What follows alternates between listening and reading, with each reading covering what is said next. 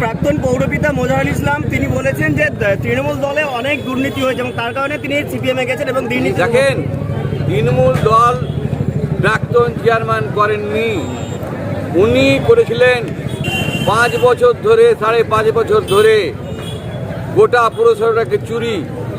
সেই কারণে চোর ধরা পড়ে যাবে তাই আবার দল পাল্টে চলে গেছে। আমাদের পচা আলু রাখতে চায় না, আমাদের দল থেকে চলে ভালো হয়েছে, তার বিরুদ্ধে ইনকোয়ারি চলছে, সেই কারণে উনি দল পাল্টিয়েছে। আমাদের কারণ হলো মাননীয় মুখ্যমন্ত্রী স্বচ্ছ এবং বাংলার নেত্রী চাইছে স্বচ্ছভাবে পুরসভাগুলো চলুক, পঞ্চায়েতগুলো চলুক।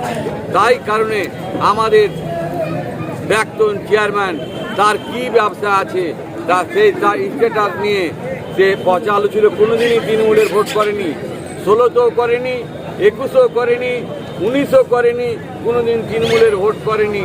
তৃণমূলের মাখন খেয়ে চলে গেছে। ওই পচা লোক আমাদের খারাপ লোক দরকার নেই। আপনারা দেখবেন কালকে যারা সিপিএম করতো সমস্ত মানুষ জয়েন করবে, তার অত্যাচারে মানুষ জর্জরিত ছিল।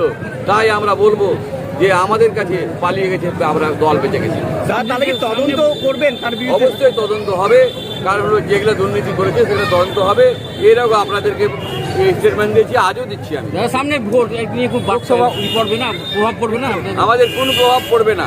আমাদের ও তো ভোট কোনোদিন করেননি, আজকের ভোট করবে, তার ভোট করা দরকার নেই, আমাদের প্রভাব পড়বে না। যারা সিপিএম করতো ঘুরিয়ে আবার তৃণমূলে জয়েন করবে, কেন ওকে আর পছন্দ করে না। ধন্যবাদ।